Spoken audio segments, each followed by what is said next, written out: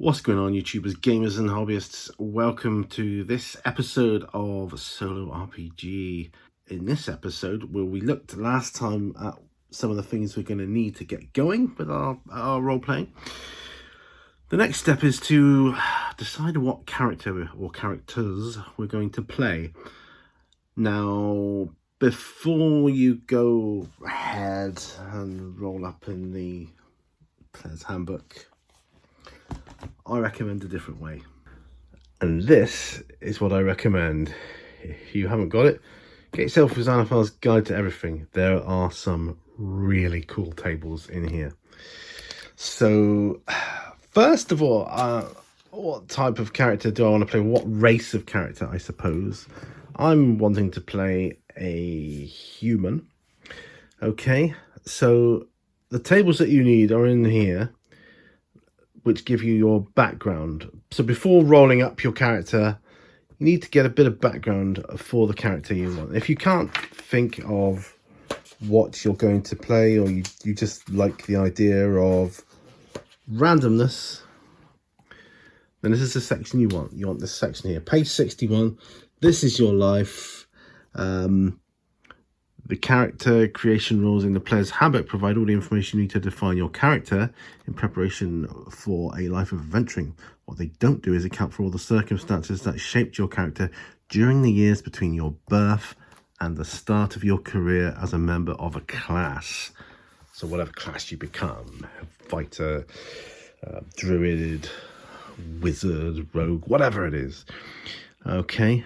And this is ideas, not rules. This is important because we're solo role-playing. So even though these pages are full of tables and die rolls, they don't make up a rule system. In fact, the opposite is true.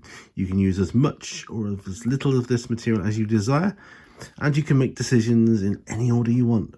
For instance, you might not want these tables to help you decide who your parents and siblings are, because that's the information you've already come up with. But you can still use other parts, such as the section on life events, to provide added depth and detail. So read through this, just gives you a little bit of an overview of what it's all about. But I'm going to start making a backstory for a character now. I want to play a human, so I'm just going to use this table here. First of all, I'm going to start with parents. Do I know who they are? Or, that's a simple yes, no. So I'm going to roll. Oh yeah, so I get 41, nope, sorry, 47, difficult to see it through the viewfinder, 47, so I know who my parents are or were, so I'm gonna write that down. So this is where my pad and paper comes in handy. Okay, so character 1 knows who parents are or were. That's cool. That gives me something to go on. Okay. Next, birthplace. Place of birth. Roll a D100 again. 31. Let's consult the table, shall we? Born at home. My birthplace was at home. Okay. Family home then. Okay, so I'm just writing that down. Born at home. I don't know what home was or is. Don't know yet. Okay. Siblings. You might be an only child or one of many children. Your siblings could be cherished friends or hated rivals. Roll on a number of siblings table to determine how many brothers or sisters you have. If you are a dwarf or an elf, subtract 2 from your roll, then roll on the birth order table for each sibling to determine that person's age. All right, so we don't need to do that. So you could, well, let's have a look. First of all, number of siblings. I'm just going to write siblings, because we're shaping our thing here, shaping our character.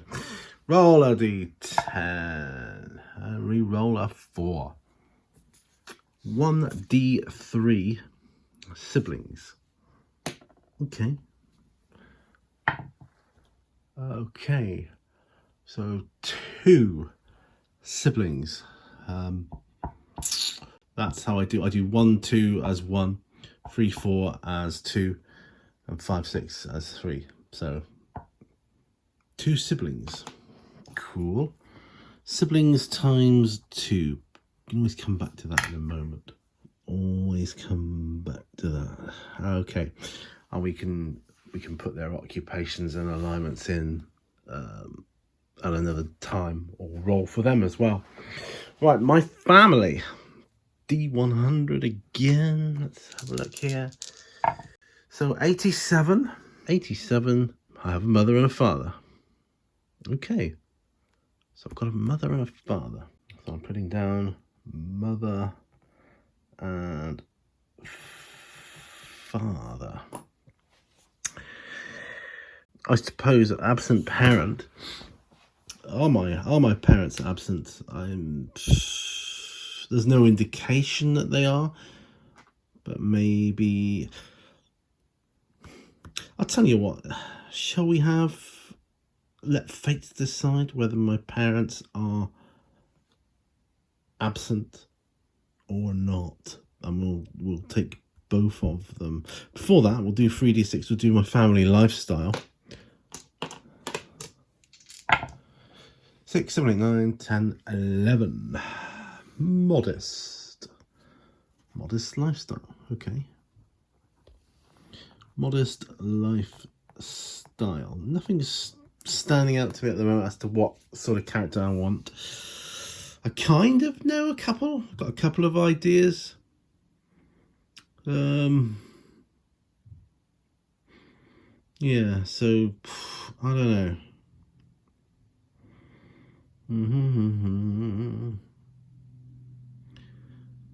It's not suggesting. I'm going to go with tables. It's not suggesting that I have absent parents.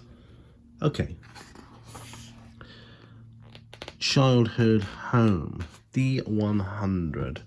Let me roll. So 13. I had a few. Oops, no, sorry. Here we go. 13. Rundown shack. So we weren't very rich. Rundown shack. Home. And that's where I was born, apparently. Born in a rundown shack. That's okay. Childhood memories. This would be interesting. Do I have any childhood memories? 10. Okay, 10. I had a few close friends and lived an ordinary childhood.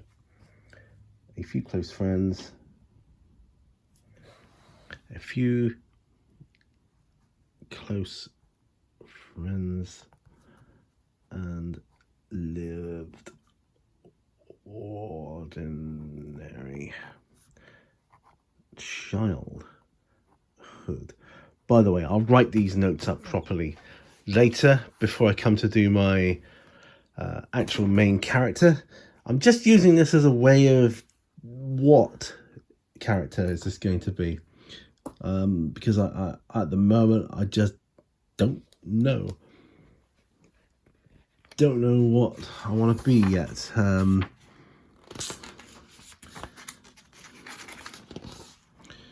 I mean,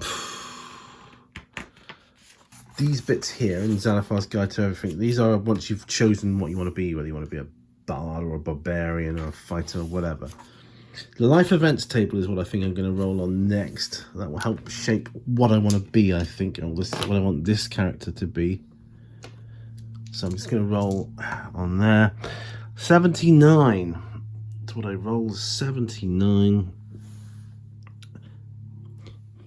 If you see that, you went on an adventure. Roll on the adventures table to see what happened to you.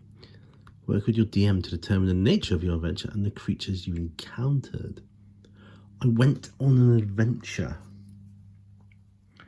Went on an adventure.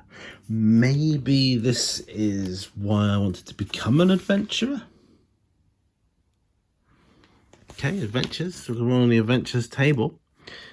We'll do that. Rolling a D100, that's all I'm doing. I get a 96.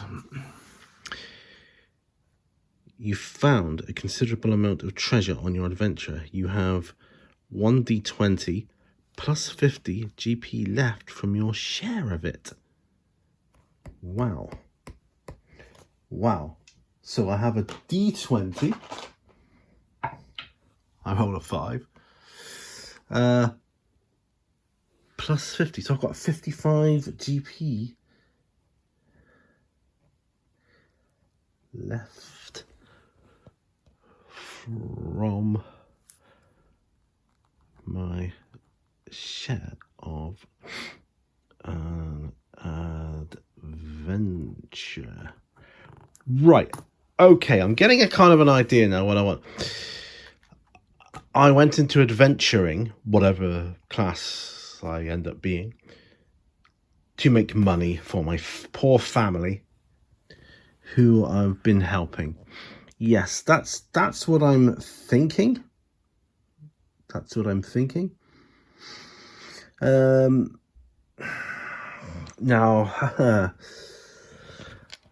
there's other tables I can roll on here. How far do I want to go? There's a supernatural events table, which, do you know what? Because what you can do, because I'm being solo, I can roll on these tables. And if I don't like it, I won't keep it. So supernatural events. 70. Okay, so 70. You explored an empty house and found it to be haunted. Explored empty house and found it to be haunted. I like that. That can fit in me. Do I want to roll on a tragedy table? I'll roll on it. Again, information is good. So I'm going to roll on it. And if I don't like the result, I'll either roll again or I'll just leave it for now. Okay? That's what I'm going to do. Right, so I roll a 9. And on the tragedy table, you did something that brought terrible shame to you in the eyes of your family. You might have been involved in a scandal, dabbled in dark magic, or offended someone important. The attitude of your family members towards you becomes indifferent at best, though they might eventually forgive you. Do I like that outcome or not? Well, maybe my parents were very religious, didn't want me meddling with haunted houses or something like that. I mean, yeah, I could use that. Do I want to use that? I don't know. I mean, it's a tragedy table, so it's not going to be a good table, is it? Yeah, I quite like that, but did something that brought terrible shame to the in the eyes of your family. Don't know. I'm going to roll one more time, see if I like the result better. 6. War ravaged your home community, reducing everything to rubble and ruin. In the aftermath, you either helped your town rebuild or moved somewhere else. I like that one better. It's war. War ravaged my home community. Yes. I'm going to write this down. I'm just writing this down now. War ravaged home community.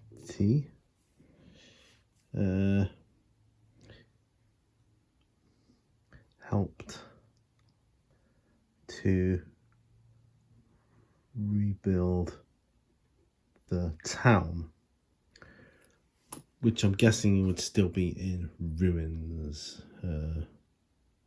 Yeah. So if there was a war, I could roll on the war table, get even more information. See, I'm building up quite a background for my character. I haven't even rolled a single stat yet. Let's roll on the war table. What do we get? We get a 4. You ran away from the battle to save your life, but you still feel shame for your cowardice. Nah, I'm playing D&D. I'm not a coward. I'm a hero, man. I'm a hero. 7.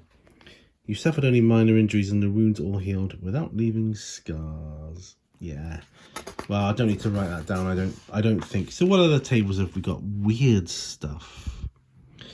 Could roll on the weird stuff table. Well, that would be pretty cool. Let's roll on the weird stuff table. Rolling a 9. What does that get me? You were captured by a cult and nearly sacrificed on an altar. To the foul being the cultists served. You escaped, but you fear they will find you.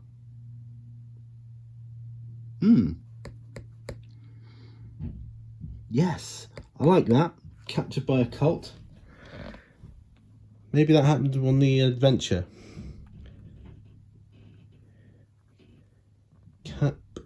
Sorry, it's very difficult to write this. And captured by a cult and nearly sacrificed on altar. 2, and I like this, and I'll tell you why in a minute. The foul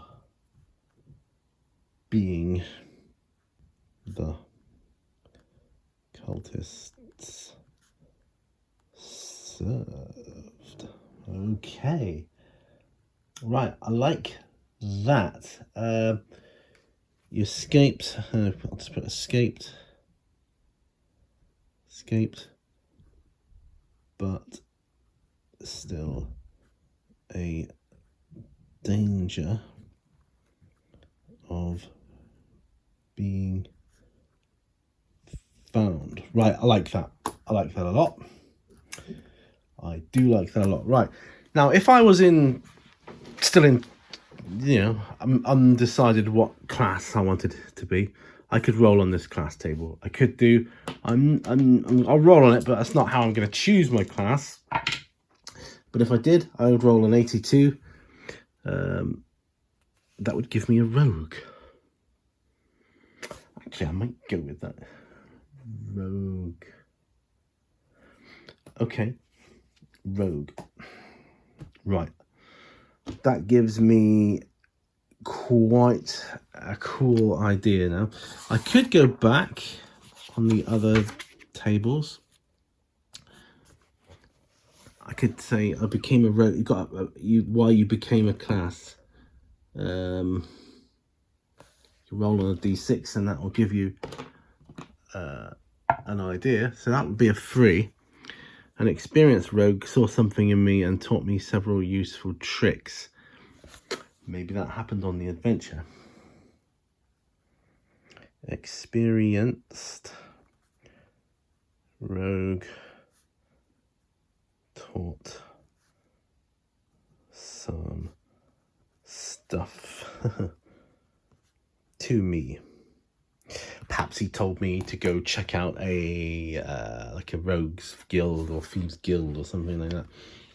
And I thought, well, I could be being hunted. I might as well do that whilst I'm trying to find money to support my family and home. So I could do that. I could do all those weird things. Right. Okay. I think that's about all we want to hear. I mean, I could. So I've got. I like this. You got a cause of death table here. That's not going to apply to us, of course. But if you wanted to find out about someone. See, this is the thing with tables. There's all these weird and wonderful and beautiful things you can come up with. So rolled on the class table. Yeah, I like that. I like that. I've already decided I'm going to be a human. That's fine. That is absolutely fine. That's brilliant. So there we go. That's, for me, one of the most useful sections in Xanathar's Guide to Everything. I have got this amazing backstory for a character now. And I can do this and repeat it as many times as I like, or until I get a result I think is cool. I quite like that one. A rogue. Yeah, character became a rogue. He went on before he was a rogue, he went on an adventure, and again, you can fill in details of that. Depends how much detail you want to go into. We'll see perhaps as the adventure unfolds. So we've got a character that left to pursue a life as a rogue. Perhaps he's on the lookout for a rogue's guild. He's traveling to do that. That would make perfect sense.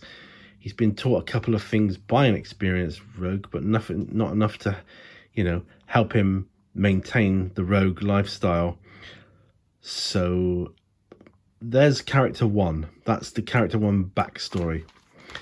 When it comes to the money, though, he had that money, but because his home was war ravaged, he gave it all away.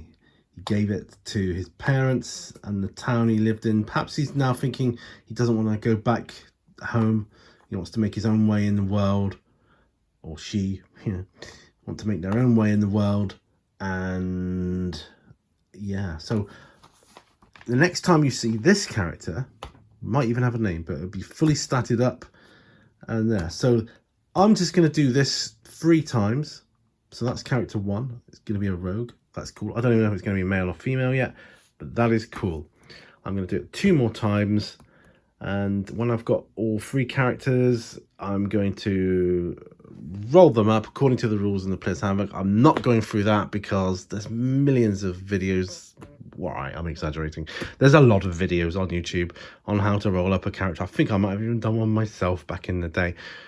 But yeah, I'm not going through that because that's just going to be boring. So I'm going to come back when they're rolled up, ready to go, possibly with the actual character sheet or possibly just on rough paper yet.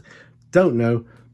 But then we're going to look at setting our scene, how to involve Mythic in the scene setting for the adventure, and then we'll take it from there. So thanks ever so much for watching, and we'll flip back to me. Yeah, so thanks ever so much for watching.